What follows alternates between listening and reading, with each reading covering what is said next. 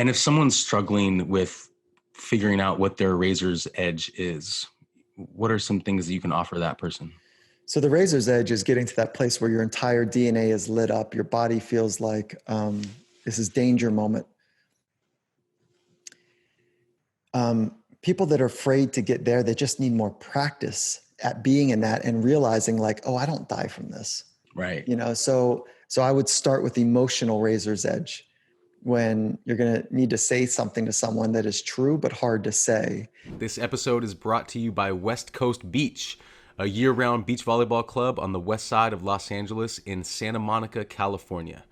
At West Coast Beach, we aim to get 1% better every day, both on and off the court. You can find more info about us at westcoastvbc.com and on Instagram with handle @westcoastvbc. All right, I'm here with the one and only Dr. Mike Gervais. Dr. Mike, thank you so much for being here. Oh, stoked to be with you. Thanks for including me.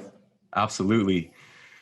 Michael Gervais, you're a sports and performance psychologist who has worked with some of the best in the world, including world record holders, Olympians, artists, and Fortune 100 CEOs. You work with Coach Pete Carroll and the Seattle Seahawks. You have worked with Coach Karch and Team USA for the women's indoor volleyball team. You're an author, speaker, and co-founder of Compete to Create, a digital platform business helping people become their best through mindset training. And you just released an Audible exclusive as an Audible original. You're the host of Finding Mastery podcast, which is awesome. You're a surfer, husband, and thought leader. Your website is findingmastery.net, and your IG is @MichaelGervais. Again, Michael, thanks so much for being here. Oh, yeah, for sure, mate. What a fun little introduction. It sounds like I've done a lot, but it's just one day at a time trying to chip it away. Well, let's jump right in, man. Mike, what does living an inspired life mean to you? Well, let's just deconstruct the word inspired for a moment. And so if you go back to the origins of the word inspiritu, it means to breathe life into. And so an inspired life is somebody who's animated by the spirit. They are so animated that they engage in life in the present moment because they're not beholden by things that they've experienced in the past, and they're not afraid of things that might happen in the future. So they're living dropped in right here, right now. There's a courage, a vulnerability that takes, and a skill to be able to do that, to not be burdened by the stuff in the past, because we've all experienced pain, and the way that our brain works is that it quickly maps pain into protection mechanisms. And nobody gets out of this world without trauma, whether it's big trauma or small trauma. And I'm saying that as a psychologist, not with a biased sample group of just folks that I work with, but that's a human issue, dude. There's suffering that we all feel. So, and the inspired life is there's life breathed in. And what does that mean? Lock solid, right in the present moment where you are experiencing the riches and the nuances of life with a vibrance about it. So that's an inspired life for me. Amazing, man. How do you stay inspired within your game, the game of sports psychology, and helping to evoke the best out of others? I've got to live it first. I don't look outside of me for inspiration. There's lots of that. There's so much outside of me that is inspiring. And so I'm going to answer it the cheeky way first, which is I got to live it. I got to feel it. I got to know how to have the abilities to live in the present moment, to be on time with the unfolding moment. And I don't mean literally to my watch on time, late for a meeting time. I mean, be so fluid with the present moment that I'm stitching and linking them together. And that's where the real inspired life works. So I've got to work my ass off.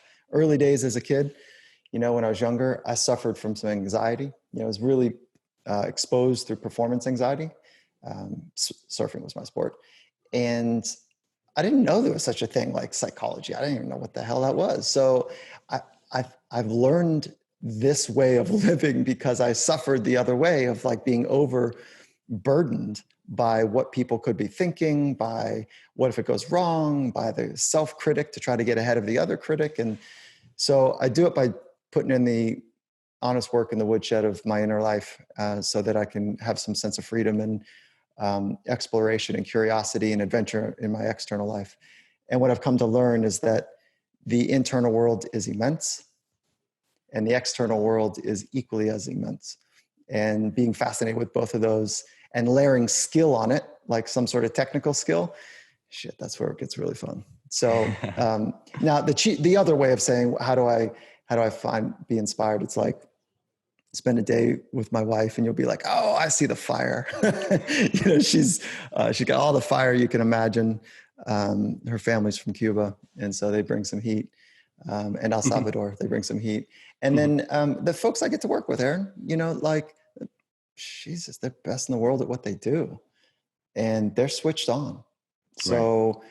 But that's a lazy way, of saying, oh, I'm inspired because of people I'm around. Because the opposite of that is, when people around are not inspiring, then that means I'm going to be bored or I'm going to be whatever. Like, the most dynamic people in the world are those where they dictate their inner experience. They dictate their experience. They don't let the external world dictate their internal living.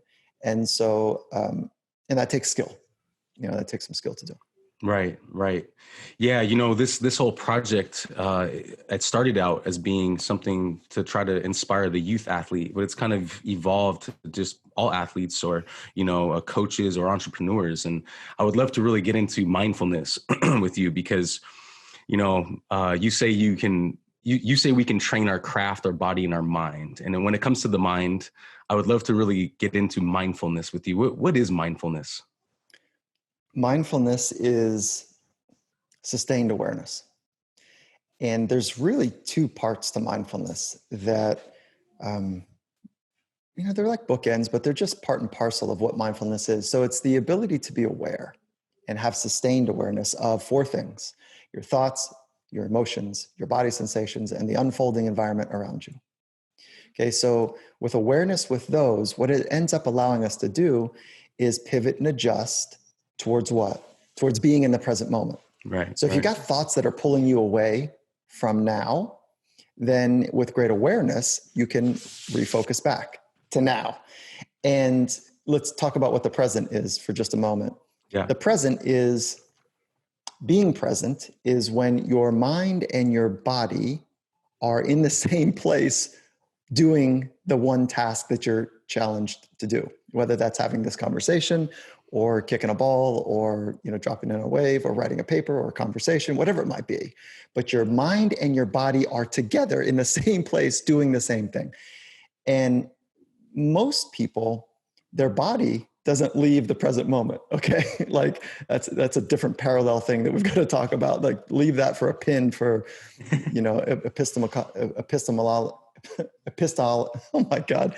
It was my minor in college. Epistemol. Oh my, hold on. Let me get your shit together. What is the study of knowledge? I'm just blanking on it right now. Well, we'll put a pin in that and it'll come back to me in a second. But our minds go somewhere, Aaron. Our minds go somewhere else, and it's as if the microphone that you're talking to is in another room. It does you no service. And that's what happens to many people with their mind. And so what does mindfulness mean? It means sustained awareness of those four things.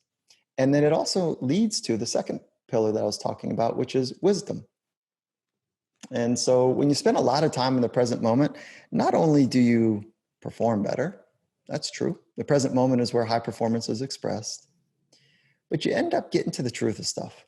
Right. How does something really work? You end up getting to the truth of it. And when you kind of cobble together enough of truths that you've experienced, you end up getting into a place of wisdom. And so that wisdom is in and of itself so transformative that it changes the way that you engage in life. And so It is about awareness and wisdom. That's what mindfulness is. And then last note, to overcomplicate something beautiful and simple, is that it's a skill. Mindfulness is a skill. It's also a state of being. And if you have enough practice, it becomes a trait, an enduring way of engaging in life. So it's a skill to work towards a state of being mindful, which is aware, and then hopefully a trait. Wow. This whole realm has really kind of fascinated me lately, but over the last couple of years and, just kind of learning from you and listening to your talks have been mind opening. I was wondering if you could just expand a little bit on meta awareness? Because I heard your conversation with Tom Bilyeu on Impact Theory. You were talking about meta awareness. When you train awareness, we can become more finely tuned. So can you expand on that a little bit? Sure.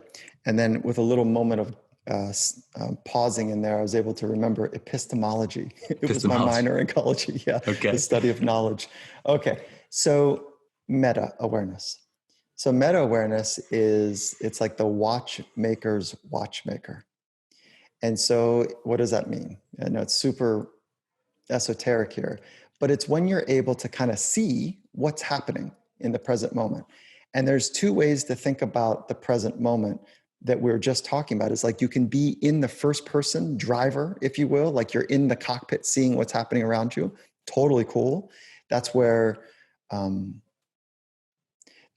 like for many people, that perspective though feels so fast that it's hard to keep up and stay in it. Just like if you were in a Formula One car, imagine a video game, you're in a car, you're in the cockpit of the car, driving at 100 miles an hour, and you've never seen the corners coming ahead.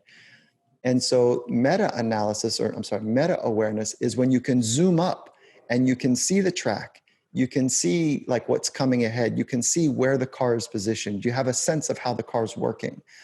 So how does that really work in life? Is that let's say you and I are in a conversation and it's first person. So we're in the cockpit, but then if you have the ability to kind of zoom up and get the context of what's happening and really see it from a different perspective. So that helps for most people to go, oh, okay, I get what's happening. And then you can settle back in to the present. So that's what meta awareness is. Love it. It's like photographers call it log rolling. So log rolling is this, I don't know where the original phrase came from, but it's if a photographer is taking a picture of another photographer taking a picture of an event, right? So the meta awareness is that first photographer I'm talking about watching the other photographer. Wow. Yeah. So that's another way to think about it. Okay. I want to stay on mindfulness for a little bit because it's just so powerful to me. You work with Coach Pete Carroll, and Pete Carroll says if we can enhance people's ability to be mindful, they're going to live stronger and more powerful in the moments. How do we practice that? Okay, so this is the skill part of mindfulness, right? And let me put some context to the inner world, the training of the inner world for a moment, is that whatever we're trying to build from a psychological perspective, maybe it's confidence. That's a skill. Just like you do sets and reps in the gym, or technical sets and reps, whether it's a volleyball or whatever, you can also do sets and reps for mental skills. And confidence is a skill. So if you want to build a skill of confidence or deep focus or calm or having the optimism, thinking that the future can work out, then the first order of business is awareness. And then with awareness, then we can apply the skill, right? But if we're not aware that we're in a place that's funky, that's not really optimized for the current demands of the environment, then we really find ourselves like in a struggle state and we don't know how to get out. So awareness is step one, skill is step two. Okay, so you're asking about awareness first. Mindfulness is a necessary component, but not sufficient. So it is one of the golden threads that binds everything together because we need awareness. But then we also need the skill to apply, to course correct, or to stay down a path, if you will, an optimized path. Okay, so how do you practice it? Well, it's an ancient tradition. It's been around 26 plus 100 years. Modern science is absolutely cranking out research right now where we're finding that through mindfulness training, and I'm going to double click and explain what mindfulness training is, like how to do it, but we're finding that it can change the brain. It can change your psychology. It can positively impact behaviors. It's actually changing neurochemistry, neuroelectricity, and like I started with, actually changing physical structures in the brain. It's amazing. Like it really is amazing. So what is it? Well, there's two main types. Okay, so the first type is called single point mindfulness training. So single point mindfulness training is when you're focusing on one thing for an extended period of time. That's it. And then when you break away from that one thing, because our minds, like I've talked about before, our minds are a bit like a drunk monkey. They're sloppy, dude. They're curious. Right. They're all over the shop. They're easily distracted. They're emotionally wonky, right. Undisciplined, if you will, that when our mind wanders from the one thing, that we bring it back to the one thing. And it's that practice of refocusing in a relentless, nauseatingly deep focused way, a committed way to come back to the one thing. So what's the one thing, you say? The one thing is like the tradition, or a tradition, is focusing on one breath at a time. So you focus all of your essence aired on the inhale, and then everything you got on the exhale. And you do that, set a timer. We live in a world where we've got timers. If we were thousands of years ago, it might be an incense, or a flickering candle or whatever, until it runs out. But you just set a timer and you just keep coming back without judgment, without critique, without, beating yourself up, without any narrative, as much as you possibly can. You just come right back to all of your essence, back to the inhale or back to the exhale. And let's say you don't want to focus on breathing. You want to focus on a sound, a mantra, no problem. You want to focus on a dot on the wall, no problem. You want to focus on fill in the blanks. It can be anything. Right. But you just, when your mind moves away from that, you just gently, quickly kind of wink at the distraction and come right back. I love that. I've been practicing meditation in the morning, just a couple minutes, because it's like you said, my mind is like going all over the place. And then sometimes it's hard for me just to sit. But the more champions I talk to and experts, that I talk to about this mindfulness practice and about inspired living, that's just a constant theme that keeps coming up. Quiet your mind, meditate. Yeah. Oh, for sure. The stillness of the inner life, sorry to jump on. I thought you were wrapping it, but the stillness of the inner life is really important. That being said, Aaron, it's not for everybody. Meditation is not for everybody. Right. I think, when I said necessary, there's many forms of awareness training. Right. Mindfulness meditation is one of them. Right. And I didn't buy it when I first was exposed to it 22 years ago now. I didn't buy it. I thought, this is kind of whack. What? Why? Why didn't you buy it? Why not? I mean, we're going to sit on a pillow? I got shit to do, Right. I'm kind of fidgety, at that age. I was a little fidgety and really kind of prickly about wanting achievement and, sure, kind of like a super achievement mode. Right. And a lot of people are. Most people, I'd say. Yeah, there's nothing wrong with it, but until it becomes problematic for quality of life. And for me, I hadn't reached that place where I could put it together that, my ambition and need for achievement is actually the thing that's causing me this internal restlessness. And so to counterbalance that, what is this thing about being more still? Oh, that seems whack. I need to, be on the grind and hustle more. And I'll tell you what, I mean, for what it's worth, this hustle hard mentality is so dude, I don't know anyone on the world stage that's not working their ass off, other than that one person on the team I'm with right now that rolls out of bed. He's got a 8-pack. He jumps 42 inches. He's eating pizza and burgers, and he's got a 4.2, he's 4.24. There's freaks. Right. But 99.9% of the best, so 90%, let's call it 95% of the 1%ers are working about as hard as a human can work, both on the strain and stress and the recovery. So you got to work on both of those things. So this idea about hustle hard, if you're not hustling, I don't understand. I really don't understand, because to refine anything, to experience the beauty of anything, coal to diamonds, hard work to creative expression, I'm not sure I know how to help. So yeah. So, I was just going to say, so when I find myself on a good day and a good meditation session, whether it's 2 minutes or 5 or 10, I can tell that my inner voice is more clear, and all the other voices kind of dull down a little bit. And I notice when I don't meditate, all the other voices get a little louder. My inner voice gets a little quieter. Very cool, man. Yeah. Yeah, So that's what just if you did, yeah. what if you didn't say good or bad day? What if you just say, some days when I'm able to work longer, right? Like what Right, if for you strip sure. the judgment out of it, like, oh, that was good, Aaron, or that was good, that was bad. And you just said some days are a little bit longer, some days are more challenging. Cause I'll Sure. set a timer for, let's say 20 some minutes, and dude, it's the longest 20 minutes of my life. Like I'm checking my clock. Oh, that's right. Come on back. Right. Honor your commitment. But sometimes that 20 is like, I go to another place. Sure. And Sure. in and of itself, it's not a means to an end later. It's an end in and of itself, the practice of being here so that you and I can be together, and I'm not Yeah. entertaining all the mumbo jumbo that might be happening with an undisciplined mind. I love it. Meditation is a practice. It's just a tool though, right? So this whole project is about tools, all Okay. kinds of different tools. One of the visuals that I have in my mind for this is anyone listening, whether, like I said, whether you're a youth athlete, a coach, an entrepreneur, is that you have a tool belt, almost like Batman, like the Batman tool belt. So like for me, gratitude would kind of be like the number one thing. Like it just kind of changed my life just to practice that.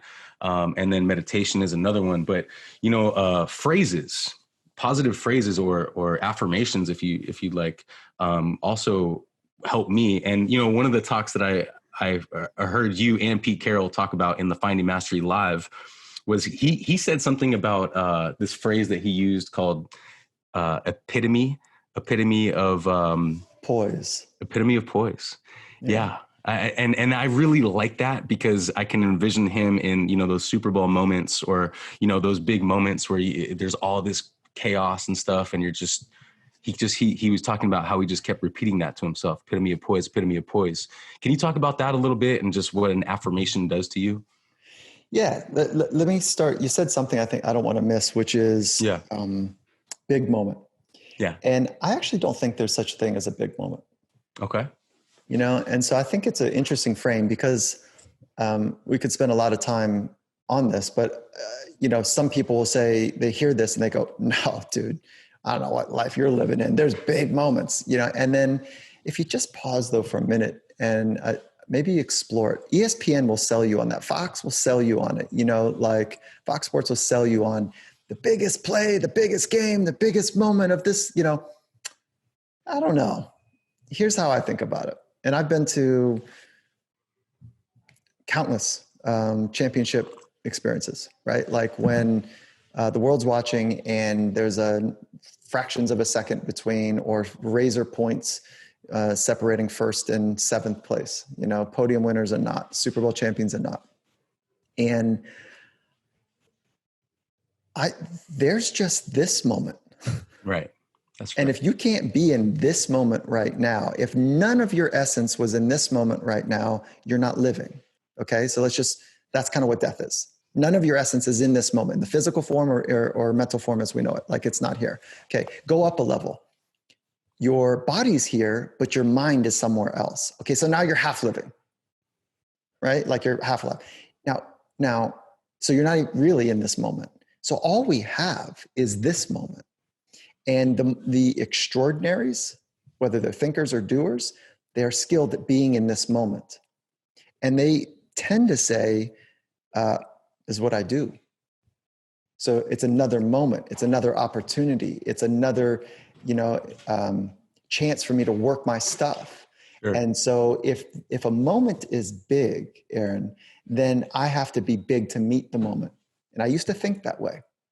And so my job was to try to be big, to meet the big moments, and then how to maybe help other people be big in big games. And I'm like, holy moly, why don't we just not wait for later, but be about it now? Right. Right now. Train it right now, like right literally now. Right now. Just be in this moment with all your essence. And then when you end up kind of getting to a place that there's no such thing as a big moment, it's just another moment. Can you be with it? Can you be on time with it? Can you bring your fullness to it? Not just your body, not just some of your mind, but all of your mind engaged in this moment, even when there are quote unquote live bullets. In sport, there's no live bullets, right? But in military, I have tremendous respect for operators and military personnel where they actually face real bullets. So in sport, we're not warriors. We're not going to battle, right? Maybe the battle is internal, but we're not really, I mean, there's rugged environments in sport. Cage fighting is rugged, but there's somebody there to stop it. Right. You know, so, right. Okay. Right. So, you know, while they're savages to a level, you know, and violence to a level, and I'm not saying it's not violent. Like, I don't want to be in a cage. Right. So, Right. I want to be clear about that. And I'm not trying to be a tough guy by any means. That's not what I'm trying to say. I'm right. just holding great respect, Aaron, for true warriorship. But I got what you're saying. Like, sport offers us an opportunity to practice that mindfulness of the right now. Right. It just happened. To be in it. Yep. Yeah. Yep. Just happen to have a scoreboard and a ball or whatever it may be, but it's an opportunity. Right. And that's why I think both of us love sport and both of us love the opportunity that it allows us to have, which is a great segue to my next question for you. Wait, I didn't answer you. I didn't answer your question. Oh, I'm okay. sorry. I just got caught on that riff. Do you want to stay on? Yeah, sorry about that. No worries. Actually, yeah, let's go back to that epitome of poise thing, because and the reason why I'm interested in that is because that phrase is a really great phrase for Pete, right? But like, should we all make our own phrases, or should we borrow phrases? Yeah, that's a really good question. Now, if we do some research on psychology and sports psychology and, affirmations, it's mixed. Okay. Right. It really is mixed. And there's some research that will suggest that, affirmations are cool. They don't work for me. Oh, okay. Yeah. So I don't find value right now. I can point you to some research to show you that there is some findings, but I don't find value in saying, like, if I'm in this conversation with you, this is the most important thing I'm doing, right? And saying, okay, just be in it. Right. You got this, be the epitome of poise. That worked for Coach. And I'm not saying it's not good for moments that feel like they might be getting away or might be feeling really big, that if you've got some go-tos, it might, or if you've got a couple go-to phrases or reminders, that's kind of how our mind works. But I don't find great value in practicing them. What I do find great value in is having a very clear intention. Okay, so that sounds almost woo-woo. I want to make this hardened. I want to put some handles on this. When you wake up in the morning, who are you working on being? Okay, so can I flip it on you for a moment, Aaron? Yeah. Okay, so today or whenever you want to choose, like, who's the man you wanted to be today? Right. Yeah, I wanted to be the best interviewer and most the best version of myself. Okay, so you pause there, like, and then you got to make a decision: the best interviewer or your best. My and best. if you go to your best, what does that mean? And I could add some words like grounded, curious, confident, exploratory. I don't know, but so put a word on it. Put a word on it if you could. Curious. Okay. So your intent is to be curious, to maintain that curious approach. Okay. Yeah. So then what I would do, or what I do, is I do the same thing every day. And then I take a few moments to prime my imagination to see a curious me in an interview, or conducting an interview in your case. And I just get a couple beats of it. Bang, bang. Sheets are still on and I'm just getting a frame of it. And then I make a commitment, like, right, that's what it looks like. That's what I'm about. And then I just have my back. And I'm like, that's what I'm going to go do. I'm going to stay curious no matter what. Now, if you need to write that down somewhere, cool, that hardens it. If you do need to practice, be curious. I just think it's more of a reminder, which is okay, rather than a kind of idea that if you say it, it's going to happen. So I don't want to split hairs in here, because I love the epitome of poise thing. Yeah. And when moments start feeling like they're bigger than me, right. Like I feel small because I've made the moment feel really big, then I do have mechanisms that's like, okay, come on back now. But for me, it's come back to my breath. And I really like the whole bring it back idea. Bring it back. To right now. Yeah. That's right. Yeah. Yeah. So that's cool. And that's what he was doing essentially, is like, just be the epitome of poise. And, he has another layer to it, which is, one, it's a really cool thought, but two, it's like people as a leader are looking at him. Right. So if he's a mess, then they're going to be a mess. Right. So just be about it is what he's saying right here, right now. Be about it. Be poised. What does that mean? Think clearly, be present, think creatively. And that, you know what, whether you're an athlete or a coach or an executive or a parent, I think that's it. I think that's it. Yeah. Mm-hmm. Yeah. Well, this is all mindset that we're talking about, but I had a whole section on mindset that I wanted to ask you about, which you spoke to Karch, the legendary Karch. I got to speak with him as well. And episode 1 of your Finding Mastery podcast, he says the search is not for balance. It's for being deeply connected to whatever it is that we're doing at that time. And I really like that. Because that's exactly what you're just talking about right now. It's your relationship with the present moment.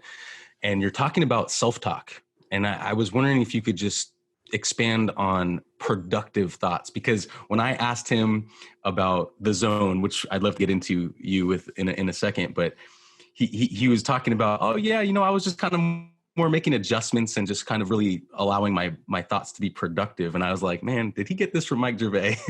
Well, Karch is a legend, like you said, and he's won more than just about anybody in volleyball, as a coach, as an athlete, both indoor, on beach. And I was incredibly fortunate and honored. And I loved every moment that I got to, do that work with Karch, as part of a member of his Olympic quad going into Rio for indoor women's volleyball. Mm-hmm. And Karch is skilled. And so he's very aware of his mind. And he knows the difference between trying to force it and kind of be with it. And he also knows that there's a thing of destructive, negative, critical type of thoughts. And then there's something that's more productive, like, okay, that's cool. Adjust. Let's go. Roll. Right. Here we are. Right. One play at a time. Keep my frame. Whatever it might be. And those are productive building, trying to get you back into the rhythm of the present moment. Because I keep talking about the rhythm and the being on time with the present. Let me explain that. This moment, and no, this moment, and then this moment. So there's like moments happen, and if you're not with that cadence of the moments, then that's where like we don't really have a chance, because it's just our body sitting here, but our microphones are in another room. Like if your microphone is the mind. So it's being with the unfolding moment. And that's kind of the work he's talking about. So if you're going to use your mind, use it in a way to help you get to the present moment fully, to the next moment fully. So it seems to me like we talked about sport as an opportunity to practice that, right? And a guy like Karch, or Pete, who are just committed in their life to their work, their sport. What about when you're away from your game? What about when you're driving down the street? What about when you're walking down the street? What about when you're interacting with people and you're not necessarily in your game? Can you practice this mindfulness? Yeah, 1,000,000%, like yes. And here's one way if you get in your car, here's a little game that I used to have a lot of fun with athletes, is called the Seatbelt Challenge. And I don't think I've ever talked about this. So Seatbelt Challenge is we compete. And so the idea is being present, right? So we would compete can you be so present that you hear your seatbelt click when you get back or when you get in your car? And then part 2, like we'd level up, we compete for however many times you got in your car, how many times did you hear your seatbelt click? And then a percentage between he or she and I, whoever wins that, kind of wins a thing, right? Okay. Whether it's I like it. Just for honor code, or if it's like for $1, whatever we're doing, like it, and then the next level up is like seatbelt, and then hear your key or the button in your car, like the switching, like the key going in the keyhole, or the fob going in, or the button that you push. Like, can you just be so connected that you hear those sounds? So it's part 1, part 2, and we just compete. And Love so that. That's a way to practice priming yourself to be present for a drive. At least you're getting the seatbelt right. That's it. I love that though, Mike, because that kind of goes to the premise of this whole project, which is everything is a game. You make it all a game so that you get in there and have fun with it, and you compete like that. I love that. That's fun. Let's talk about emotion. This is a big one. I know it's like a big component to mindful living or competing at your best, but I specifically want to talk about vulnerability with you, because on that impact theory episode, you said that thought precedes emotions and we can only have one emotion at a time. I was wondering if you could kind of expand on that a little bit, because I felt like I've had multiple emotions at once before, but I want to hear what you have to say a little bit more about that. So imagine, go back to a time when you feel devastated and you're crying, and it's a bit overwhelming for you, right? And it's like, it feels like the intensity of the pain and the grief are really, really high, okay? And you're in it, okay? And then somebody says, I'm thinking about a funeral and a friend of mine right now, and then somebody says, well, do you remember that one time when... And then all of a sudden those tears turn into like snot rocket, like laughter. Okay. So right. Have you had that moment before? Sure. Yeah, for sure. Yeah. Okay. So you actually didn't get two emotions at the same time. It's a bang, bang experience. It's like sadness, deeper. And then all of a sudden, bang, it's something else. And then you can come back to sadness, right? That's no problems. But when you're in that happy, joy, right? It's not sad. So we can go bang, back and forth. Like that's a bit crazy making, but for the most part, we get stretches of emotions. And when we take a look at our brain, best case we think is that we get one emotion at a time. And let me use that bang, analogy with thoughts now, is that there's an intimate relationship between thoughts, emotions, and environment. And sometimes the environment will trigger something in us, and it feels like it's just our emotions are almost uncontrollable, if you will. Like I just had an emotional response. Well, it's actually not, the way I'm understanding it, it's not quite like that, because your thoughts are designed to go from individual bunch of thoughts to streams of thought to habits of thought. And then because we're trying to become efficient. And if we had to process everything as if it was brand new, there's too much information coming in. Right. So we go from individual thoughts to streams of thought to habits of thought. And once it becomes a habit of thought, it becomes non-conscious. It goes kind of below the line of awareness. And so if something happens in your environment and then there's an emotional trigger, let's say perfume comes by and it reminds you of a heartbreak. Okay. And then you start to feel a little agitated or sad or whatever it might be.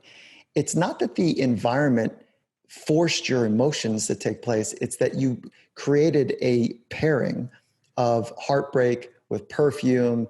And then it's below conscious detection, because you don't have to think about that all the time. So the way that this triangle is really working, thoughts, emotions, and environment, is that our thinking patterns do have the ability to influence or even dictate emotions. So let's say that something challenging happens to you, and something happens to each of us. Okay, same exact thing happens to us, and you see it as an opportunity for growth, and I see it as an absolute death to my ego. What people are going to think of me. So that's the mental construct and framework. That's the thinking, right? The same thing happens. We're in the same car. We both get hit by the same whatever. And you're like, you know what? Okay, so I'm going to get a little break from A, B, and C, and I'm going to amp up this part of my life now. And I didn't want it, but okay, there's a chance of growth here for me. But that's personal choice, right? But that's thinking pattern. Right. That's a thinking pattern. And so your thoughts are going to influence your emotional experiences. And so the way that I have come to understand this is that thoughts and emotions are a little bit like a rider and an elephant. So the rider is the thoughts and the elephant is the emotions. And so if the elephant wants to run, it's going to run. Okay. Like the most skilled rider is not keeping the elephant from not riding. So we have to have a relationship. The rider needs to have a relationship with the emotions, with the elephant. And that's thoughts and emotions working together. So thoughts can dictate emotions, but sometimes emotions just want to run. Yeah, And I it's a like that. long way. Yeah, it's a long way of me saying that, become aware of your thoughts, become aware of your emotions, Right. so you have a chance of working with them. Yeah, and managing them in those quote unquote big moments, but not quite big moments. Yeah, right. Yeah. Yeah. This, whatever moment you're in is the Yeah. biggest you have, right? Yes. Which is Yes. always now. I love that. I love that. Can we stay on emotions for a little bit? And I want to talk to you about pain, because I feel like everybody has had some sort of pain in their life, but you specifically have talked about how every great change starts with pain. What do you mean by that? Well, I think what I'm trying to articulate there is that why do people change? People change because of pain. I wish it were more like aspiration, but change is hard. Rewiring is hard. Going in and tinkering and changing and re-engineering something that's invisible, which is thoughts and emotions for the most part, definitely thoughts. Like re-engineering the invisible is really quite challenging. Changing behaviors is one thing, but thoughts precede emotions, and thoughts and emotions together impact behavior. And then thoughts, emotions, behavior all together in context influence performance. Mm. So why do people change is because something's not working for them. And for some people, like let's say an addict or a drug abuser or abuser of any kind, they tend to need a lot of pain in their life to change. Mm. And they're some of my favorite people, because they've touched the darkness of their human experience, and they said, oh gosh, and then they get real with it. So they're drugging, drinking, doing whatever they were doing to numb it, the pain. And then finally they say, I can't keep doing this. This now is greater than the original pain I had. I got to go get in touch with the original pain. And I'm making an extreme case, okay, to prove a point, I guess. And then they get real with themselves. That's why they're my favorite. People have done that real deep work. You don't have to be an addict to be like favored, but people change because of pain. And if you can change your threshold of pain and appreciate the work that comes with it, then that's a rapid flywheel effect of, progressive growth. Yes. Some people need to hit their head on the concrete, and some people just need a little blister on their foot, Right. and Right. and Aaron, if you're too sensitive to pain, you're probably not going to be able to get through the hard times. And getting through the hard times it leads to freedom, right? I mean, that's really like, it's really It what we're can. kind of, yeah. Yeah, like you definitely can. And that freedom, if you double click on that, what do you mean? Because I'm going, yeah, I like that. Like, what do you mean by that? Yeah, just like zero limits, like no limitations, no constructs that you're in. You're just, you can evoke yourself the way that you were meant to be evoked. That's psychological freedom. Yeah, that's Right. what I And meant. so, Yeah. yeah. So if you're not beholden to operating a particular way in an environment that has quote unquote bigness to it or pressure to it or whatever, and you dictate your inner experience because your mentals are so skilled. I'm channeling Marshawn Lynch right now. Okay. Do you know who Marshawn Lynch is? Of course. Yeah. So he's a legend. And, so he's got a way that he says, get your mentals right. So like he's talking about get your mind right. Yeah. And that's not something you just do on game day. Get it right now. Like what's the best way of thinking to be in this moment? Love that. Can we talk about vulnerability for a little bit more? Because I think I heard you say vulnerability is how we train emotional capacity and getting to that razor's edge. Could you expand on that a little bit? Sure. Vulnerability is really tricky. It's hard. It's the exposing of our soft underbelly. It's moving out of the shell to get to a bigger shell. And that's where vulnerability, is at its height, because when a lobster or a turtle or a snail or a butterfly is coming out of their cocoon, like whatever it is, there's vulnerability in it, but that's how growth happens. If a lobster is just going to make the decision to not be vulnerable, to not scurry across and get into the next kind of bigger shell to grow into, we got problems. We're just going to be kind of stuffed into this big shell. And eventually our capacity changes because all of our DNA says, oh, this is the limit now. So it takes great risk to be vulnerable. And so it's really the risk taking that's required to be vulnerable, to say, I don't know how to feel. I'm confused by this. I don't know what to do. I need help. All of that is required to grow. And so if you can't do that, because you're really in the game of trying to manage what people think of you in a favorable way, it'll be a limited experience. Doesn't mean that you can't make a lot of money. It doesn't mean that you're not going to be at the top of a podium. I'll tell you, Aaron, there's a person who was a world champion that I spent a lot of time with, top of the podium, and hand was raised. He was a fighter, cage fighter. Hand was raised, and 1,000, 2, 1,000, 3, 1,000. That's what he got. Oh, I did it. This is amazing. 4, 1,000. Belt is coming around his waist right now. Hand is still up in the air by the referee. Damn it, I got to do this again though. So he's caged because he doesn't love what he's doing, and he hasn't taken the risk of going to the next iterative kind of professional life. Imagine that you're so good at something that you become caged by it. And so it is one of the challenges of the talented youth, is that it sets us down this path that I am a fighter. I am an athlete. I am a musician. I am fill in the blank. And that's why when we go onto the stage that we're talking about, whether it's a cage or it's a volleyball court or whatever, that stage, that it feels like life and death for some people, right? Like the anxiety for me when I was a kid was that it felt like my whole identity was at risk. So when your identity is what you do and you go demonstrate what you do, actually your whole identity is at risk. Where people that decouple who they are from what they do, and they're going into the baseball field because that's their craft, and they are not what they do. They're just, Aaron's Aaron, and this is Aaron doing something. Mm-hmm. That there's creative space. Right. Because it's like, oh, well, Aaron's a learner. That's what Aaron is. Aaron's a learner. Right. And what I'm going to do is I'm going to go out here and learn. And then when you get information that's going to help you learn, awesome. Does it mean it's always like that easy? No. Right. But I'll stop talking. That the best in the world, my experience, like the tip of the arrow, there's not one golden thread that binds them all, but there is a heavy thread that pulls together this relentless commitment to the truth. Mm. Mm.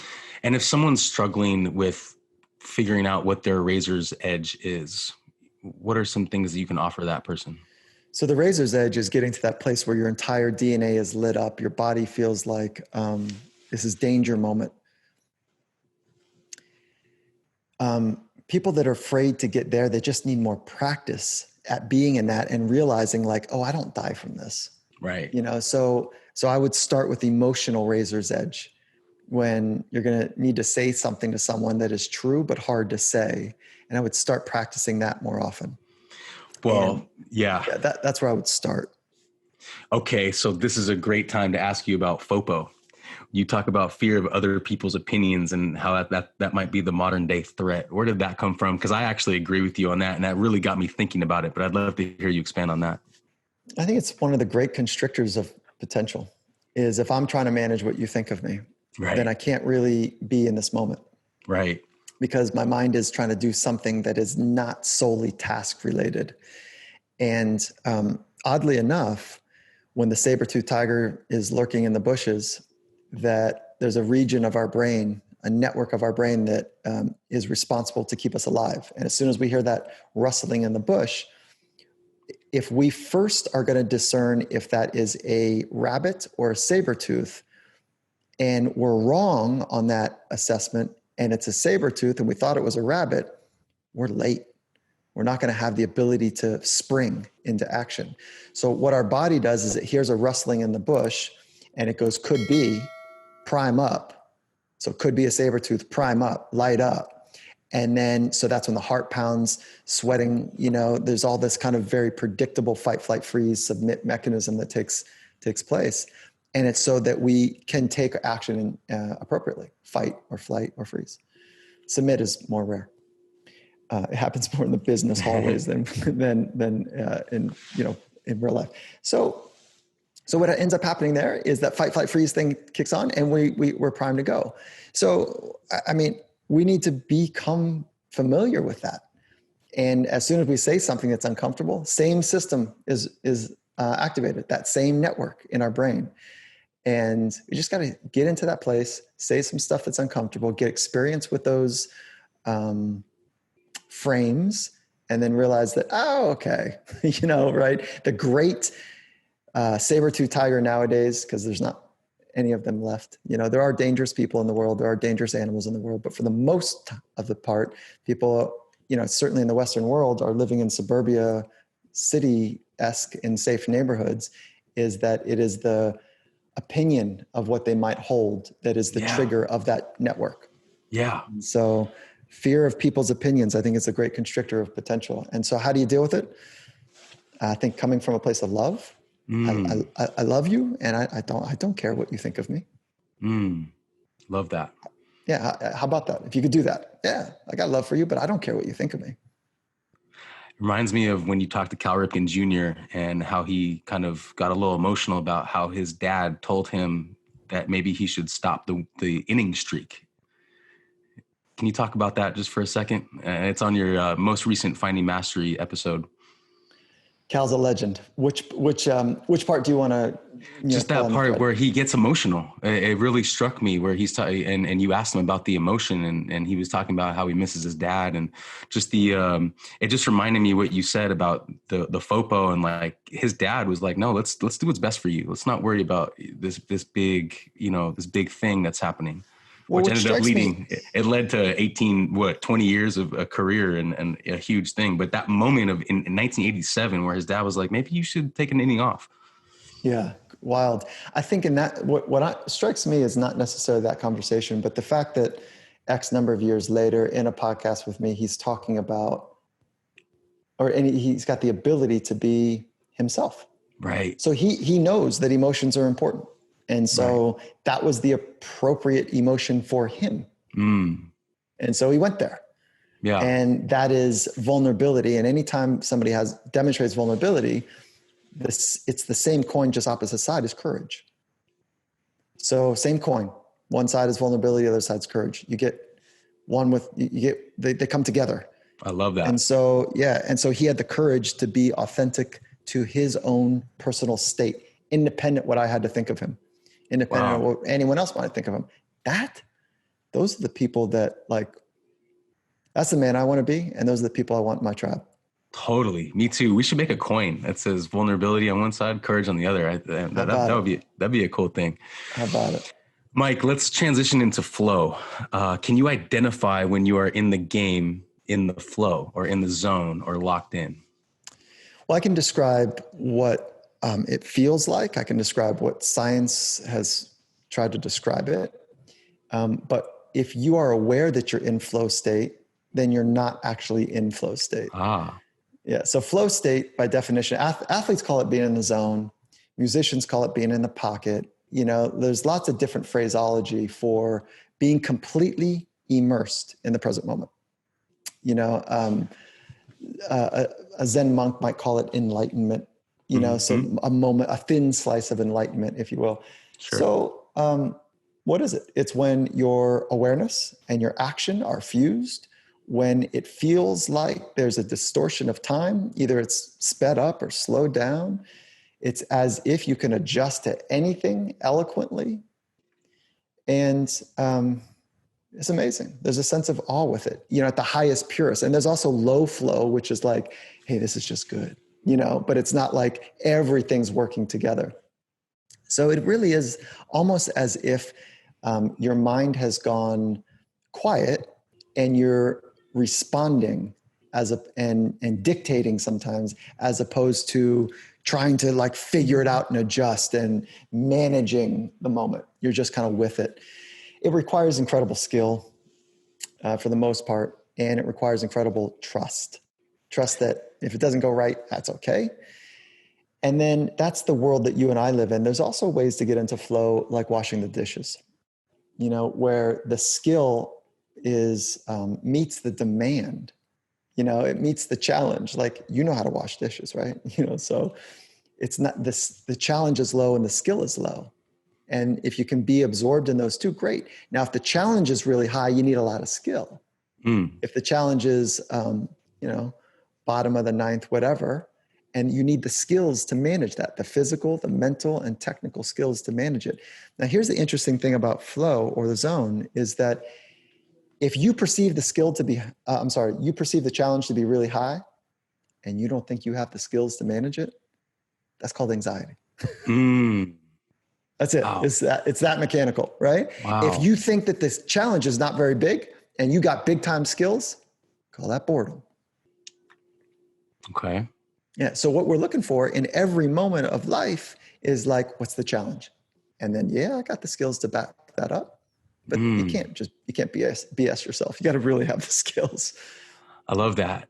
You talk about how focus is one of the entry points into the flow state. And I want to ask you deep focus. Mm-hmm. Yeah. Can you practice being in the flow? No, but you can practice deep focus through meditation, through mindfulness, same thing. You can practice deep focus in lots of ways, writing, staying in the kind of grubby, hard, scratchy, high heart rate zone stuff. If you're on a whatever kind of run or kettlebell swings or whatever you're doing, practice being focused. Right. So focus is one of the key holes into flow state. So you can practice focus, but you can't practice okay, I'm going to just decide and practice going into flow. There's tripwires that you got to activate before the full thing happens.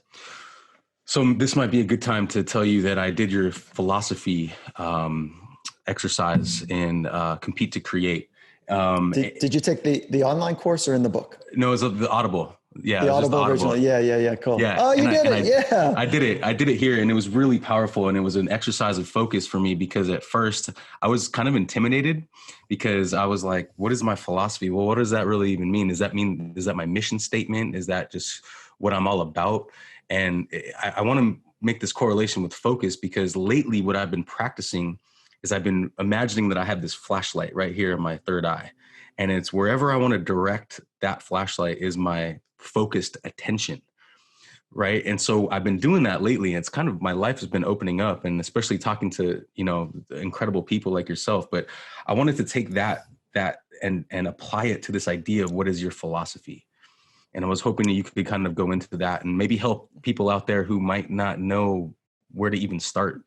Like what is my philosophy? What do you mean, Yeah, sure. Let's start with a definition. So philosophy is the guiding principles that guide your life, and you already have one. I have one, even if it's not written or super clear, but it's the principles that have informed the car that you bought or didn't buy, the car that you wanted or didn't get, the watch that you bought or didn't buy, the food that you chose to eat or didn't eat. Like you already have a philosophy, but for most people, it's kind of like a junkyard philosophy where it's just like kind of cobbled together from maybe some influential people early on in your life, like what they thought was important, but just kind of more of a junkyard philosophy that's not really ironed out, crystal clear, that is this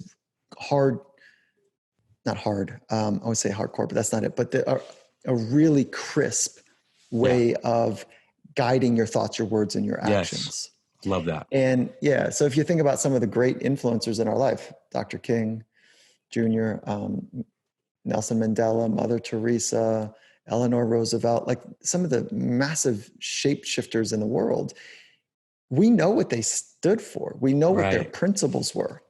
Right. Now, so the principles, just to use Dr. King Jr. for a moment, is that it was about equality. And then his mission was about to make that thing happen. Equality for all. I have a dream. That dream, you could say I have a mission. And he used a more poetic word. But the principle is equality. That's what he ate about, slept about, thought about, spoke about, wrote about. Like it was about equality. Okay. And then he dedicated his daily missions toward it. And it ends up being his life mission toward it. So that's the difference between philosophy and mission. And So would you recommend the youth athlete try to figure out their philosophy, or when do you try to figure out your philosophy? You know, in an athlete, let's just stay on athletes for a second. Like an athlete is told what to do all the time, right? The schedule, the game schedule, the practice, the regimen, right? When do you start to think about your philosophy as an athlete? Not yet. No, when Okay. you're saying youth, and you're talking like, I'm thinking 12 to 18, Yeah. 12 to somewhere in that range, 12 to Yeah. 17. Not yet. Okay. Just know that it's really important. But I would say, what are some principles that are important to you? And I'd Right. have a place that they're written down, and I would double click under it, and I would say, I'd start with like, well, what is my mission? And I'd say, like, what is my mission today? What is my mission this quarter, semester, year? What's the quote unquote hill I'm working to take? And so I would make sure that the mission is balanced between external and internal. And so the external is to some sort of placement on a team or whatever, but the problem with externals is that they're not under our control. The internals are always under our control. Like, my mission is to be free and happy, creative and grounded, blah, blah, blah, blah, blah. And that's really a mission. Cool. Then I got to practice it today, Yeah. where the other stuff, you can't practice it. Right. Wow. That's cool. I encourage everyone to go check out Compete to Create on Audible or online, but could you just give a brief little example of that exercise? Well, I would say first on philosophy. Yeah. Just like how like the construct of this 3 columns and all that. Yeah. So I would say first order of business is, it's all really well spelled out in the Audible original. And Yeah. I can't quite do it justice here, but so, Right. and that's audible.com, Compete to Create, as a place to go get it. And then, but the first kind of thing for philosophy are, what are the words that matter to you? Who are the people that inspire you? Right. What are the phrases that are cool for you, that get you, put you in a vibe? And eventually you just get it down to a sentence. Like, of all the principles in life, like, these are the ones that matter most to me. And Totally. so, you get it down to one sentence, but that's kind of the mechanics of it. No, that's perfect. It's very powerful for really anyone, but specifically someone in leadership, right? A coach or a CEO or a business owner. Yeah. So really good stuff. Yeah. I appreciate you. Yeah, man. Just a few more here on the main part. I would like to talk to you about mastery.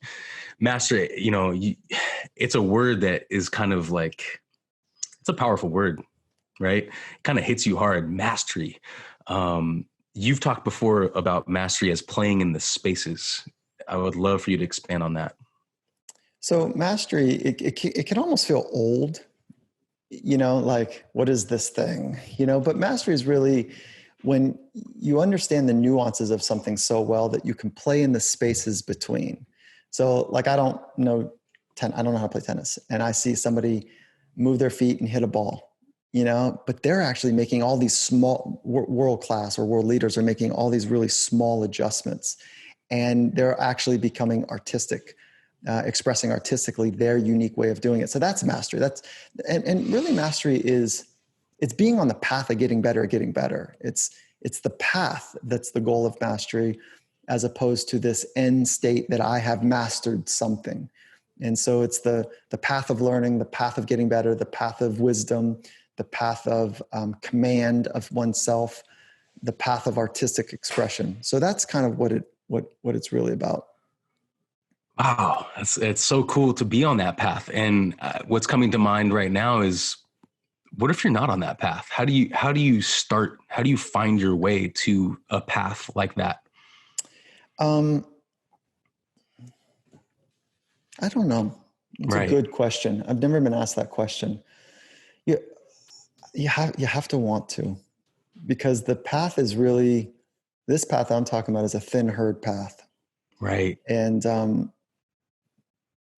you have to want to, you have to want to go at some level past achievement, past outcome, past the externals, and really, really value kind of this creative, expressive way of going through life, and knowing that there's this balance between that craft is really just a way to learn more about your internal life.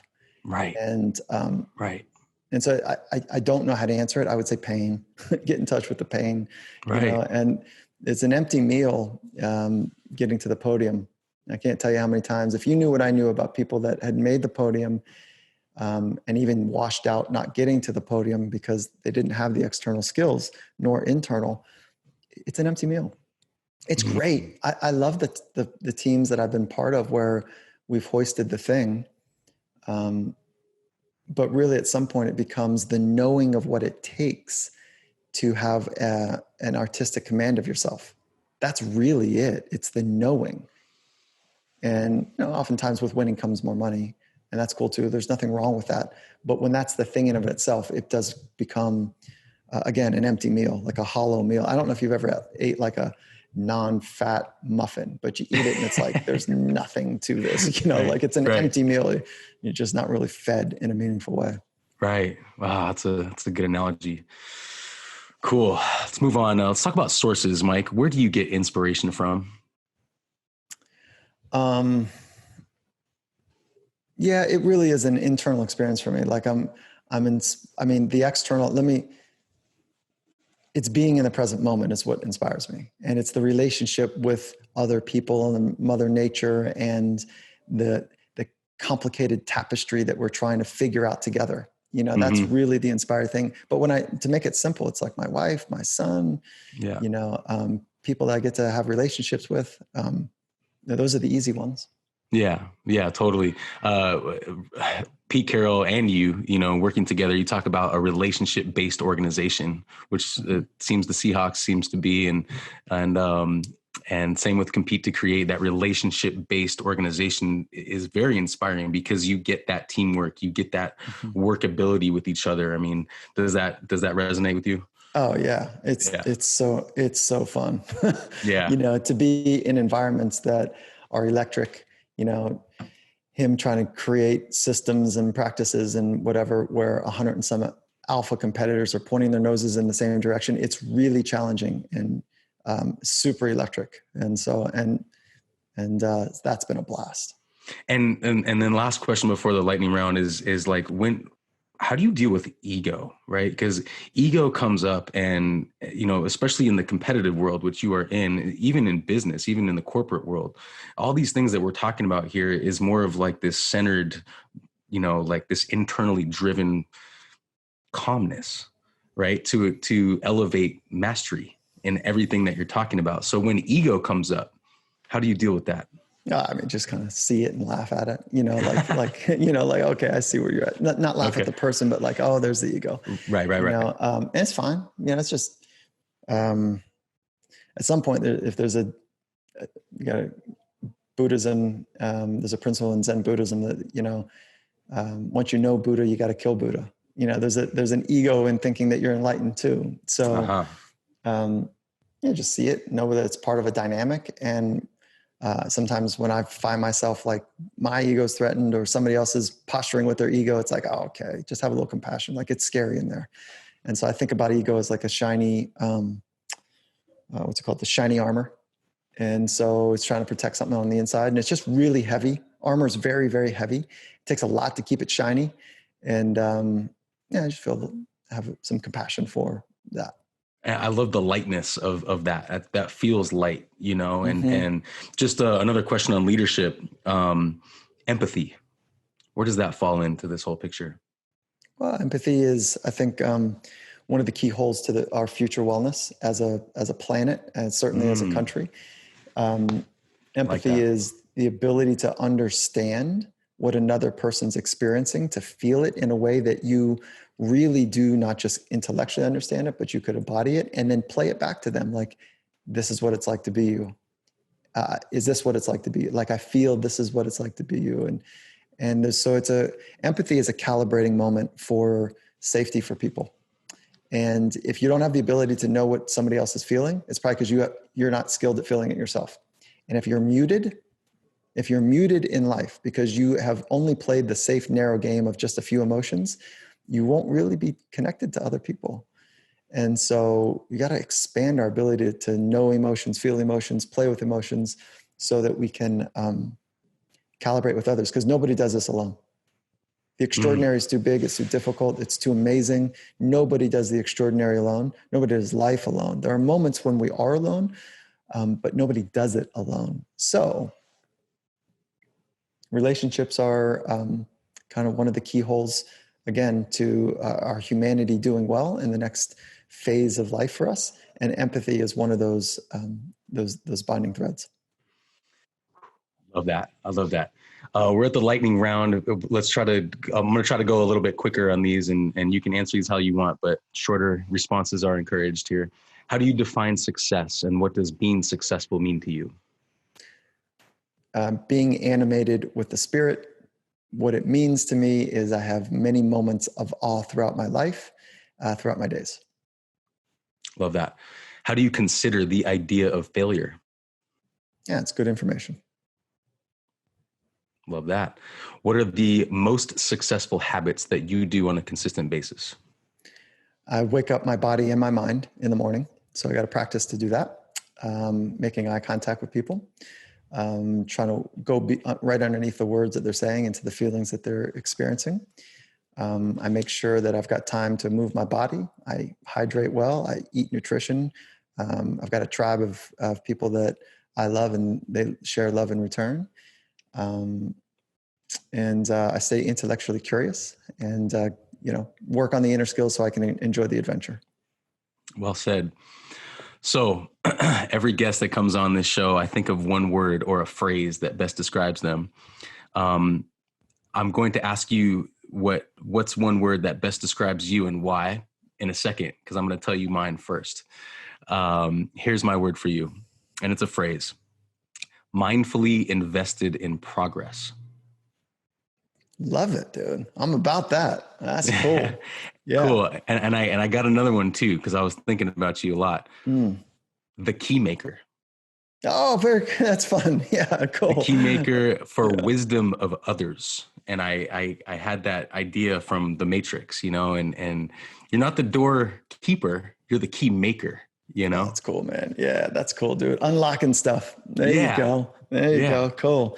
Yeah, I would have said the word is like, I want to be a co-creator.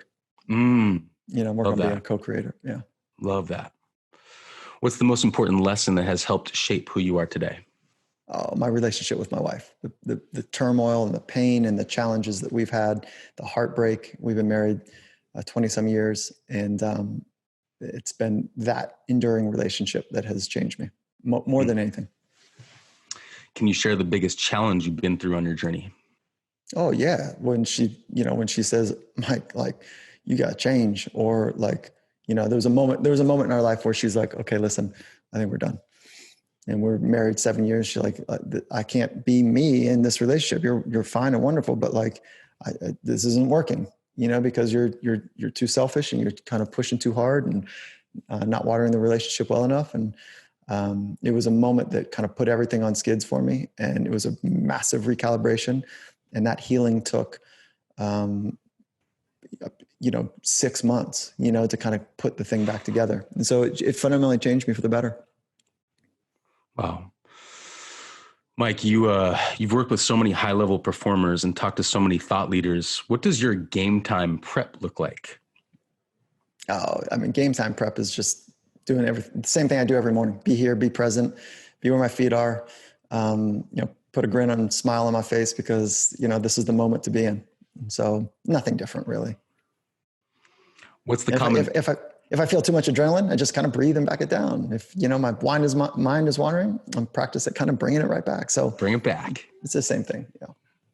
What's the common theme that keeps coming up?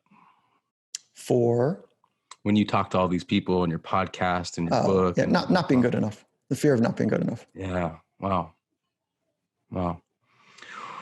How important is the idea of having impact to you? Yeah, good. I think it's important.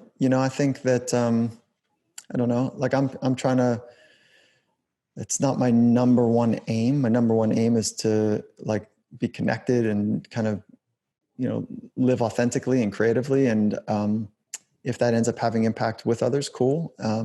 Other people impact me more than I think I impact them. But like, so it's cool, but it's really about just being connected. Love that word, connected. Mm-hmm. What's the best piece of advice you've ever received and why and from who? Don't give advice. Like, stop with the game, and I'm not in the advice giving game by any means. Like, I don't know the way you've traveled. I don't know the shoes that you wear, the frameworks that you're working from. And so be curious, instead of being an advice giver. Best answer for that question. I love that. What is your ultimate why? Pretty simple. Help people live in the present moment more often. That's my purpose. Last question. What does fulfillment mean to you? It means wrestling with the hard things in life and being deeply connected to others, having an integrated life. And again, wrestling with the hard questions of life, the hard questions of consciousness, the hard questions of life, and really wrestling with those as an examined way of living. And then the flavor of it is adventure based. Like, let's go on an adventure. Like, this thing is awesome. It's not a journey. This is an adventure for sure. Wow, Mike, this was amazing. Thank you so much for your time and your insights, man. This was mind-opening, and like I told you earlier, it was like a full circle moment for me to be able to talk to you like this, man. Awesome, brother. Appreciate you. Thank you, Aaron. Yeah. Before we go, how can we find more about you? Any social media handles, books, websites, any of that stuff? Yeah. So social is fun. All the social handles, whether it's LinkedIn, Instagram, Twitter, whatever, is at Michael Gervais, and that's spelled Gervais. Websites are competetocreate.net. And so that's for the online course and stuff we're building there. So you can actually train your mind to live in the present moment more often, to experience the kind of the good stuff of life. And then the podcast, Finding Mastery, is on all the podcatchers and players, and also on the website, findingmastery.net. Mike, you're rad. You're awesome. You're inspiring. Again, thank you so much. And we'll talk soon. Appreciate you, Aaron. Take care. All right. Thank you. Okay. Bye. Bye. Thank you so much for joining me on Within the Game podcast. Visit withinthegame.com for show notes and links on everything we talked about today.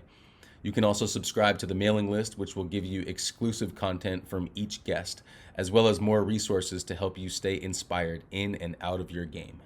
Follow us on Instagram at Within the Game Podcast.